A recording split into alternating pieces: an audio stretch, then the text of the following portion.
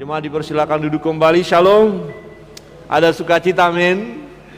Ya, sore hari ini kita memperingati hari pertama, ya, di mana Yesus bangkit dari antara orang mati. Tadi pagi jam 5 kita adakan ibadah, sangat banyak sekali ya, mereka berusaha datang dan bersyukur ya. Kita merayakan pagi-pagi, tapi sore juga kita merayakan Yesus hidup ya.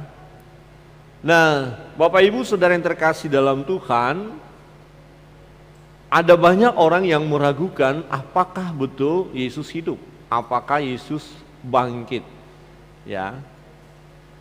Minta tolong Pak Erwin untuk LCD-nya diganti ya. LCD-nya diganti, PowerPoint-nya bukan itu yang sudah dikirim sore ya. Ada orang berkata begini, dan itu sampai sekarang, bahwa kubur Yesus betul kosong karena murid-murid dikatakan mencuri ya, mayat Yesus dicuri. Ada yang berkata, nah sebenarnya Yesus ya tidak bangkit, hanya murid-murid salah masuk kuburan, salah kubur. Jadi ke kuburan orang lain yang kosong. Ya, ada banyak cerita yang muncul setelah hari itu dengan tujuan supaya orang-orang tidak percaya kepada Yesus. Dan sampai sekarang banyak orang berkata, wah Yesus tidak bangkit. Bahkan ada teori berkata bahwa yang mati di kayu salib itu bukan Yesus, tetapi yang mirip dengan Yesus. Jadi kalau Yesus mati kemudian benar-benar mayatnya dicuri dan dia tidak bangkit, wow, sia-sia percaya kita, berarti dia bukan Tuhan. Kalau dia sendiri mati tidak bangkit, bagaimana dia bisa memberi kehidupan? Bagaimana mungkin bisa memberikan keselamatan? Ya. Nah, saudara yang terkasih dalam Tuhan, dalam pembacaan firman Tuhan Lukas 24 ayat 5, di pasal 24 ini kita mau belajar firman Allah, melihat jangan sampai ada keraguan-raguan di dalam diri kita.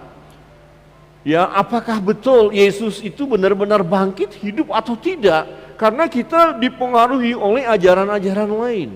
Ya, tetapi firman Tuhan berkata bahwa betul dia bangkit. Yesus bangkit, Yesus hidup. Jadi kalau dia tidak hidup tidak mungkin bangkit. Kalau dia tetap mati, dia tidak akan bangkit. Ya, karena ada kehidupan di dalam Yesus, maka dia bangkit. Ya. Bersama-sama kita membaca pasal 24 ayat 5. 1, 2, 3. Mereka sangat ketakutan dan menundukkan kepala, tetapi kedua orang itu berkata kepada mereka, rempah-rempah supaya awet. Ya, mayat itu kira-kira begitu. Tetapi Yesus tidak ada di sana. Ya, Yesus tidak ada di sana. Di dalam ayat 6 berkata begini, ia tidak ada di sini. Ia telah bangkit. Ingatlah apa yang dikatakannya kepada kamu ketika ia masih di Galilea, yaitu bahwa anak manusia harus diserahkan ke tangan orang-orang berdosa dan disalibkan dan akan bangkit pada hari yang ketiga. Jadi pada hari yang ketiga setelah hari Jumat itu disalibkan, berarti hari Minggu pagi-pagi betul ya perempuan-perempuan ini ke kubur. Nah, kalau ada teori-teori yang berkata oh mayatnya dicuri, oh salah kubur, tidak mungkin ya, karena mereka tahu betul mengantarkan mayat itu dan ditutup dengan batu yang besar dan dimeteraikan. Dan ada serdadu-serdadu yang menjaga. Jadi jangan kita meragukan tentang kebangkitan Yesus. Ya, alasan pertama karena apa? Ya, bukti Yesus bangkit adalah kubur itu kosong. Ya, seperti lagu yang biasa dinyanyikan, kubur kosong membuktikan dia hidup. Jadi dia hidup, kubur itu kosong. Ayat pertama dalam Lukas pasal 24 tadi. Tetapi pagi-pagi benar pada hari pertama minggu itu, mereka pergi ke kubur membawa rempah-rempah yang telah disediakan mereka. Mereka mendapati batu sudah terguling dari kubur itu. Mereka mendapati batu sudah terguling dari kubur itu. Ini bukan batu-batu kecil, ini batu besar. Karena begini ceritanya, bahwa Yesus berkata hari yang ketiga dia akan bangkit. Jadi usaha ya dari imam-imam, dari perwira, prajurit ya harus benar-benar ketat sekali menjaga supaya kita jangan diolok-olok nanti, ntar dicuri orang baru dibuat cerita baru. Kira-kira begitu. Jadi mereka kan tidak percaya Yesus akan bangkit. Untuk itu kita jaga betul apakah benar-benar bangkit atau tidak. Sekarang buat batu besar, ada serdadu penjaga. Ya. Jadi kalau ada murid-murid mencuri, itu sesuatu yang tidak mungkin. Karena perempuan ini ya pergi ke sana dan mereka mendapati batu sudah terguling, dan setelah masuk mereka tidak menemukan mayat Tuhan Yesus. Artinya kubur itu kosong. Di bagian lain kita melihat ya bahwa benar bahwa kubur itu kosong. Waktu perempuan-perempuan ini ke kubur, mereka juga bertanya bagaimana mereka bisa menggulingkan batu itu. Ya, kaum ibu datang bawa rempah-rempah. Ya, nanti kalau mereka masuk ke kubur, maka mayat Yesus dikasih rempah-rempah supaya awet. Ya, seperti mumi begitu bisa lama karena ada rempah-rempah, dan supaya wangi. Karena mereka waktu Yesus mati hari Jumat itu, karena segera Sabat tidak boleh lakukan apa-apa. Jadi belum ada rempah-rempah, belum diminyaki. Nah, ternyata kita sudah belajar minggu yang lalu seorang perempuan yang meminyaki Yesus, mengurapi tanda kematiannya. Jadi setelah Yesus mati nggak ada rempah-rempah. Nah, minggu pertama itu, hari pertama di minggu itu murid-murid pergi. Tetapi mereka bertanya, loh kalau kita pergi siapa yang mau menggulingkan batu? Itu kan batu yang besar. Di Markus pasal 16 ayat 3 berkata begini, mereka berkata seorang kepada yang lain, siapa yang akan menggulingkan batu itu bagi kita dari pintu kubur? Iya ya, siapa? Nggak ada cowok-cowoknya nih. Ya, ingat perempuan-perempuan yang datang ke kubur itu, ya mau memberi rempah-rempah kepada mayat Yesus. Nah, rupanya ada yang terjadi, saudara yang terkasih dalam Tuhan. Ya, ada peristiwa penting yang terjadi saat itu, yaitu terjadi gempa dan malaikat datang. Ya, Matius 28 ayat 2. Maka terjadilah gempa bumi yang hebat, sebab seorang malaikat Tuhan turun dari langit dan datang ke batu itu dan menggulingkannya, lalu duduk di atasnya. Jadi siapa yang menggulingkan batu itu, Bapak Ibu?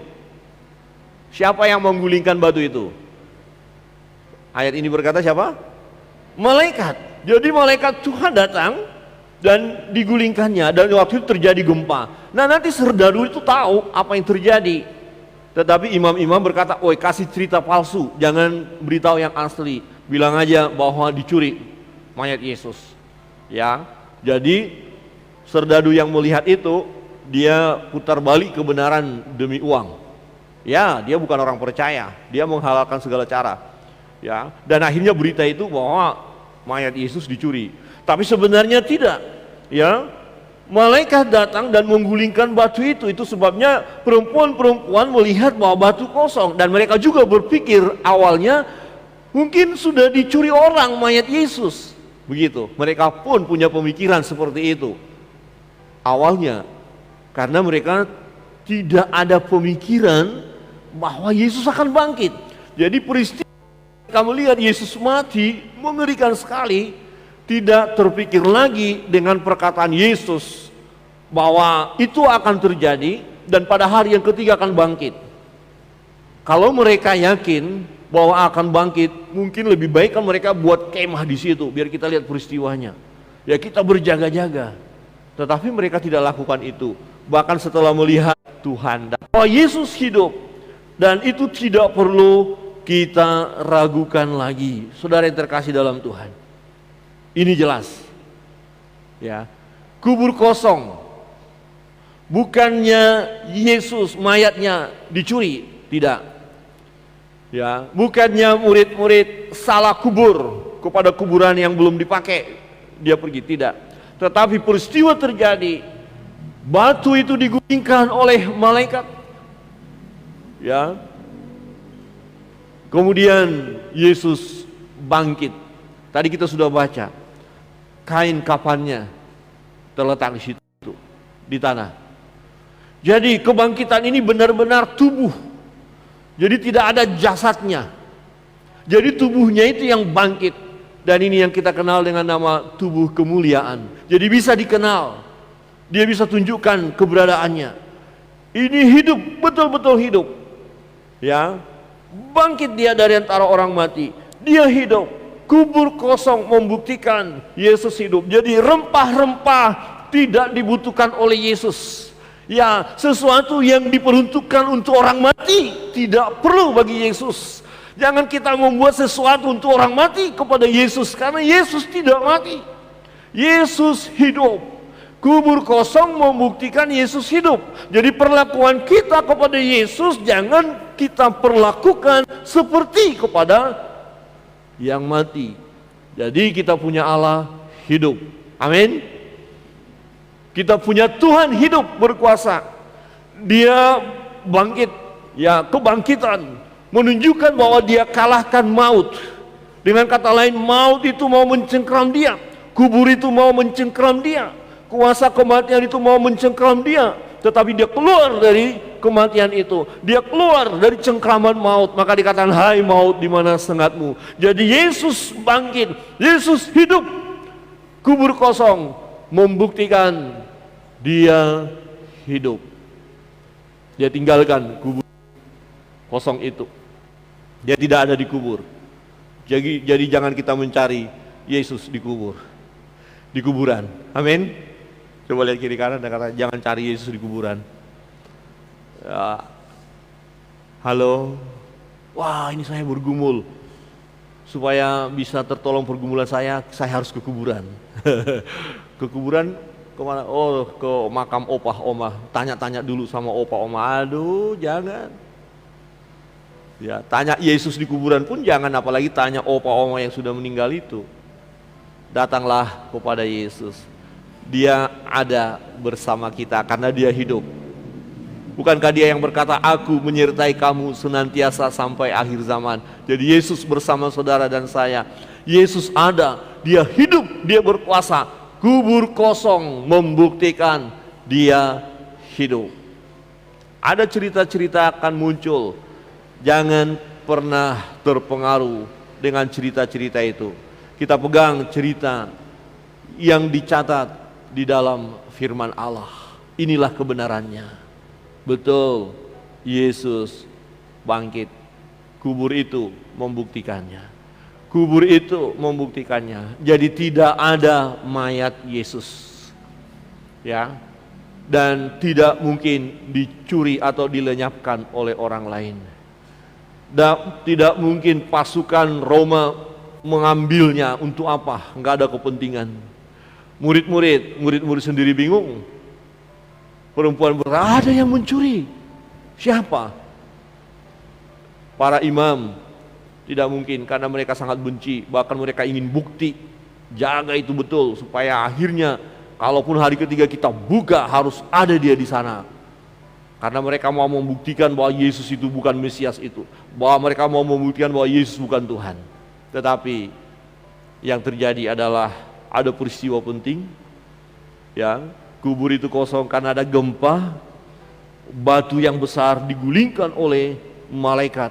Dan malaikat itu ya mencari Yesus di antara. Ya, dia sudah beritahu sebelumnya. Artinya apa yang dikatakan oleh Yesus pasti tergenapi. Sebab itu adalah firman. Apa yang dikatakan oleh Yesus pasti terjadi. Ayat 6 dalam Lukas 24. Ia tidak ada di sini. Ia telah bangkit. Ingatlah apa yang dikatakannya kepada kamu ketika ia masih di Galilea. Nah, ini yang sulit mereka ingat. Kenapa? Karena perhatian, fokus kepada peristiwa yang mengerikan di hari Jumat itu. Jadi kalau saudara dan saya ada satu peristiwa penting atau mengerikan baru terjadi dalam hidup kita, kita saksikan sendiri, itu bisa mempengaruhi kita melupakan yang lain. Karena fokus kita hanya masalah ini. Ya, masalah penderitaan, masalah pergumulan, akhirnya kita tidak ingat lagi yang sebelumnya sudah kita catat, saya harus ingat ini, saya harus buat ini, itu bisa lupa. Dan Yesus sudah berkata, hari ketiga saya akan bangkit. Tapi mereka tidak ingat. Ya, ia tidak ada di sini, ia telah bangkit, ingatlah. Jadi mereka, murid-murid diingatkan, wanita-wanita itu diingat, ingatlah, ingatlah. Kembali, ingat apa yang Yesus katakan. Ingatlah apa yang dikatakannya kepada kamu ketika yang masih di Galilea, yaitu bahwa anak manusia harus diserahkan ke tangan orang-orang berdosa dan disalibkan dan akan bangkit pada hari yang ketiga. Perhatikan, Yesus itu Tuhan, Dia juru selamat. Tentu apa yang dikatakannya pasti terjadi, dan kebangkitannya membuktikan perkataannya. Kalau tidak terbukti, maka kita nggak perlu percaya, nggak usah percaya kepada Dia. Kalau perkataannya tidak terbukti. Jadi betapa pentingnya kita menerima kebenaran bahwa Yesus bangkit. Rasul Paulus pernah berkata begini, kalau Yesus tidak bangkit, sia-sialah iman percaya kita, dan kita masih di dalam dosa kita. Artinya gini, kalau Yesus tidak bangkit, bagaimana mungkin Dia menyelesaikan dosa-dosa kita? Dia aja mati. Jadi seseorang yang mati tidak akan bisa berbuat apa-apa kepada orang lain. Tapi karena Yesus hidup, Dia yang mempunyai kehidupan itu, dan Dia juga yang bisa memberi hidup kepada kita, berarti Dia bisa menyelesaikan dosa-dosa kita. Amin. Ini pentingnya. Jadi kalau tidak ada kebangkitan kita juga, ya untuk apa kita percaya? Maka kita pun nanti akan dibangkitkan. Ya, kemudian kita harus bertanggungjawabkan apa yang kita buat. Tapi kalau kita percaya kepada Dia, Yesus berkata kepada orang percaya, di mana aku berada, kamu pun berada. Jadi kita akan bersama-sama dengan Yesus. Amin. Apa yang dikatakan oleh Yesus, ya dan amin, dan terbukti. Ayat 8, maka teringatlah mereka akan perkataan Yesus itu. Oh iya, benar, Yesus sudah katakan itu. Saudara pernah lupa sesuatu? Pernah ya? Pernah nggak mengalami lupa sesuatu? Nah kemudian tiba-tiba ingat, oh iya benar. Ya, ada orang pakai kacamata, terus ditaruh di sini. Terus dimana? Kacamataku mana? Kacamataku mana? Dia lupa taruh mana kacamata. Terus orang itu yang di atas kau. Oh iya, ternyata kacamatanya ditaruh di atas. Kenapa dia nyari kacamatanya padahal ada di sini? Dia lupa, dia naruh ke atas. Saudara pernah lupa? Itu perlu diingatkan. Nah maka malaikat itu ingatkan, ingatlah. Dia sudah bicara, Dia sudah ngomong. Jadi kalau kalian lihat kubur itu kosong, benar apa yang Yesus katakan. Maka ayat 8, maka teringatlah mereka akan perkataan Yesus. Jadi kalau saudara mau meragukan kebangkitan Yesus, kemudian ayat ini berkata bahwa sebelum Yesus bangkit, Dia sudah beritahu Dia akan bangkit. Dan ketika fakta ini terjadi, kita akan berkata, iya, saya percaya karena Yesus sudah beritahu sebelumnya. Dia sudah beritahu. Jadi kebangkitannya itu bukan sesuatu yang tiba-tiba. Wah iya ya, mudah-mudahan bangkit. Bukan. Dia bangkit. Dia buktikan bahwa Dia sudah mengatakan hal itu sebelumnya. Saudara yang terkasih dalam Tuhan, jangan ada di antara kita yang meragukan kebangkitan Yesus. Karena kebangkitan Yesus itu sungguh membuktikan Dia hidup. Yesus hidup. Dia hidup. Dia tidak mati selamanya. Dia mati hanya di kayu salib itu untuk mengalahkan maut. Tetapi hari yang ketiga Dia hidup. Bangkit dari antara orang mati. Kubur itu kosong. Dan itu peristiwa yang sudah diberitahu sebelumnya kepada murid-murid, itu akan terjadi. Perhatikan, kalau kalian tahu itu nanti, kalau kalian lihat itu, percayalah. Jadi semua ya peristiwa itu mau mengingatkan kepada murid-murid supaya murid-murid jangan meragukan bahwa Yesus Tuhan. Nah, itu juga hal terjadi kepada kita. Dengan merenungkan kebenaran ini, jangan ada di antara kita yang meragukan bahwa Yesus Tuhan. Yesus itu Tuhan, Yesus itu juru selamat yang hidup. Dia hidup. Ya, sebab dia hidup, ada hari esok, itu pujian. Dia hidup, dia berkuasa, dia bisa buat sesuatu kepada kita. Amin. Dia hidup, dia mengampuni dosa kita waktu di kayu salib itu. Artinya dia Tuhan karena dia hidup. Apalah artinya hanya mati saja tapi dia tidak hidup, maka dosa kita belum terselesaikan. Kalau dia saja tetap mati nggak berdaya, tetapi kuasa maut dikalahkannya. Dia sudah beritahu sebelumnya dan itu benar terjadi. Dia hidup, dia berkuasa, dia mampu memberikan jalan keluar untuk persoalan kita. Amin. Amin. Ingat akan itu, dia pernah berkata, mari datang kepadaku, hai kamu sekalian yang letih lesu berbeban berat, aku akan memberi kelegaan kepadamu, aku akan memberi sentosa kepadamu. Dia sudah pernah katakan itu. Kenapa ketika kita ada pergumulan, loh kita susah banget ya, kok stres banget ya? Benar nggak Tuhan ini bisa tolong saya ya? Ingat apa yang Yesus katakan. Waktu mereka mulai ragu, benarkah Yesus bangkit? Ingat, Yesus sudah pernah katakan, maka teringatlah mereka, maka teringatlah aku ketika aku bergumul bahwa ada Yesus yang hidup. Maka teringatlah aku ketika aku sakit, ada Yesus yang menyembuhkan. Amin. Maka teringatlah aku, ada kuasa Allah yang menaungi aku. Maka teringatlah aku bahwa Yesus beserta aku, dia tidak pernah meninggalkan aku. Aku berjalan bersama dia. Maka teringatlah aku. Kalau saudara teringat akan Yesus, maka hati kita damai, hati kita tenang, dan kita berkata, kalau Tuhan di pihakku, siapa lawanku? Ada amin? Amin. Coba lihat kiri kanan, katakan, Tuhan bersamamu. Jangan khawatir. Ada banyak perkataan Yesus yang harus kita ingat. Jangan lupa, kadang-kadang kita ada persoalan, kita lupa kata Yesus. Kita fokus kepada masalah kita fokus kepada pergumulan kita, kemudian kita mulai ngambek, tidak datang kepada Tuhan, mulai kecewa, mulai tidak bersemangat hidup ini. Kenapa? Karena kita tidak ingat perkataan Yesus. Kita hanya fokus ke persoalan.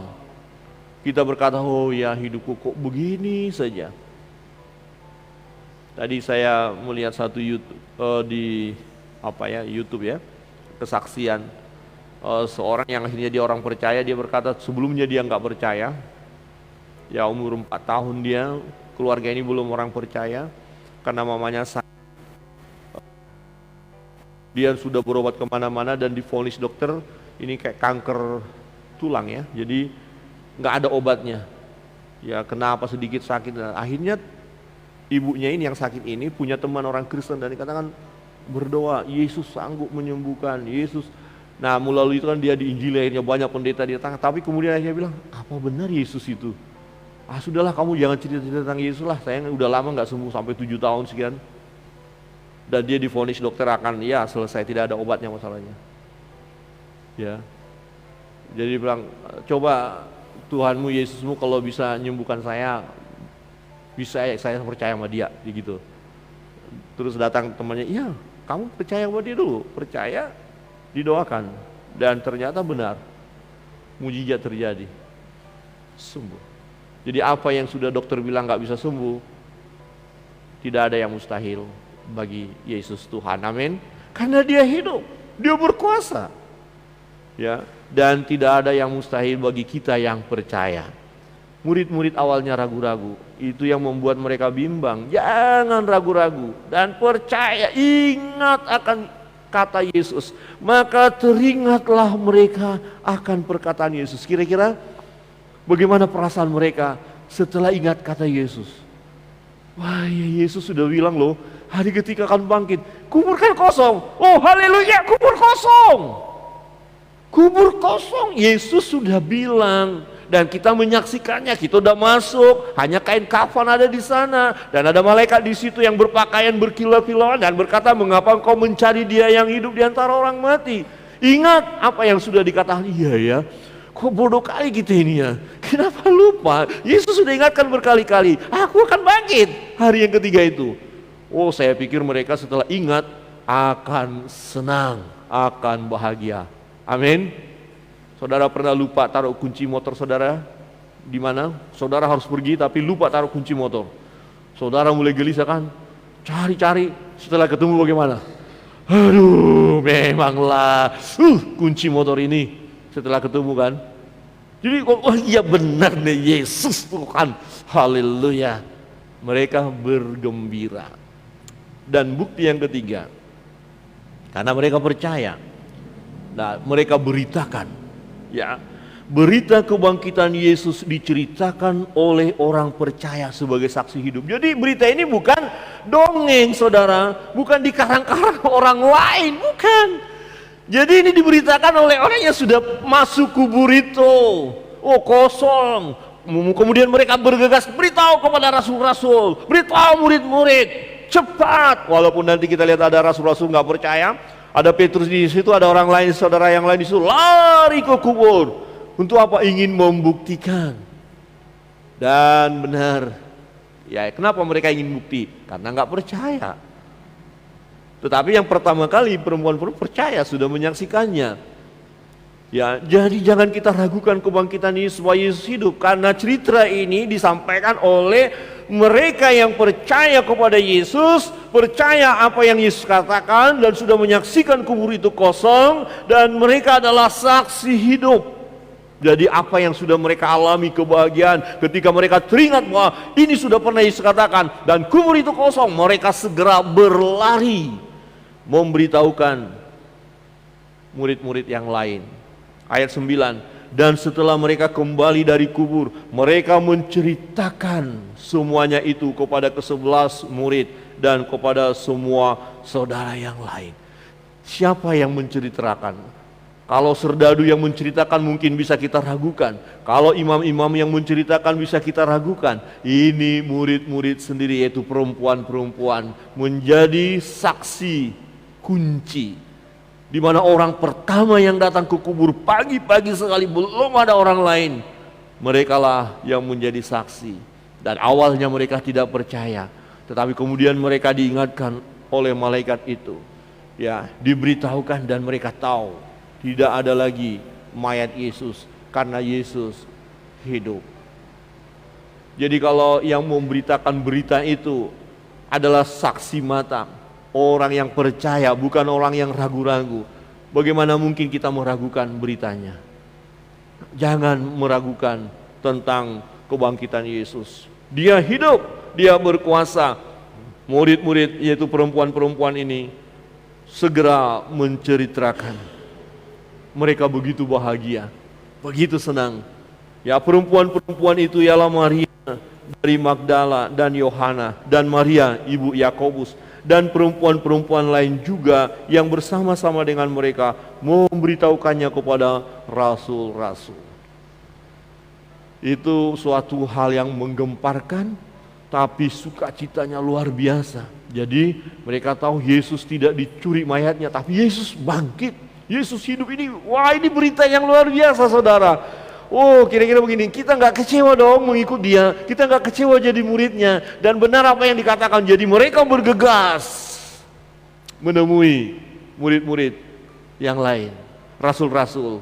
Walaupun tadi kita lihat, kalau Bapak Ibu baca terusnya, awalnya nggak percaya, Petrus pun nggak percaya, lari, bener nggak ini kata-kata kalian ini? Jadi perempuan-perempuan ini tidak bohong, perempuan-perempuan ini tidak berdusta, tidak ngarang-ngarang.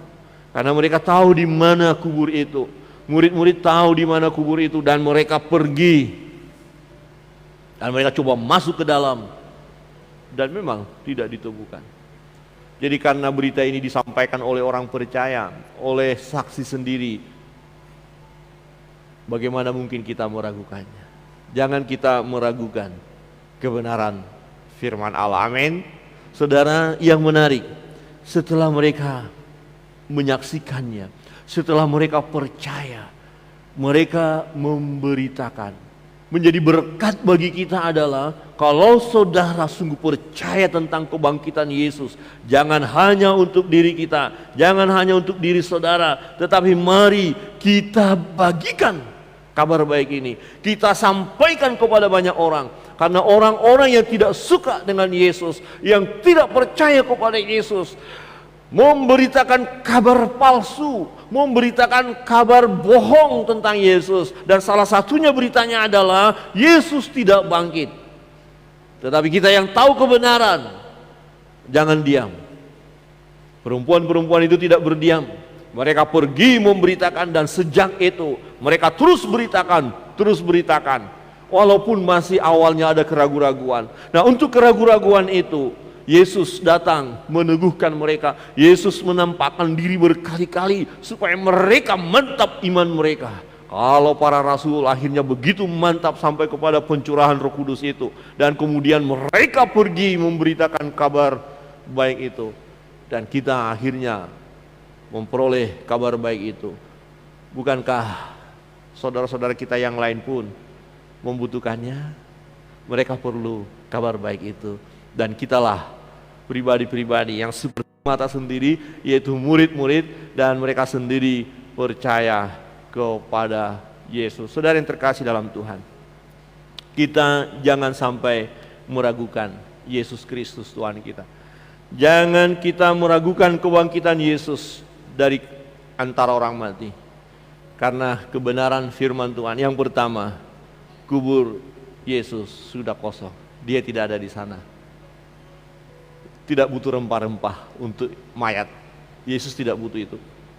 Kubur itu kosong. Yesus bangkit. Yesus keluar dari kubur itu. Yesus hidup. Dia berkuasa. Dan apa yang Yesus katakan, iya dan amin, terbukti. Dan apa yang Yesus katakan sampai saat ini pun terbukti dalam hidup kita. Kalau saudara percaya apa yang Yesus katakan, mengimani apa yang Yesus katakan, apapun yang kita yakini itu, karena itu perkataan Yesus, itu terjadi dalam hidup kita. Jangan ragukan kuasanya, sebab dia hidup, dia berkuasa, dia Tuhan. Dan berita kebangkitan yang diceritakan oleh orang-orang percaya ini perlu juga kita beritakan kepada orang lain, karena kita sudah mengalami keselamatan itu, dan orang lain pun supaya diselamatkan juga. Kebangkitan Yesus membuktikan ia Tuhan, dan iman kita kepadanya, percayanya kita kepada Yesus tidak sia-sia. Tetaplah percaya kepada Yesus, dan mari kita giat bersaksi tentang dia. Tuhan Yesus memberkati kita. Pemain musik maju ke depan, dan singer, kita responi pujian ini, firman Tuhan ini dengan pujian.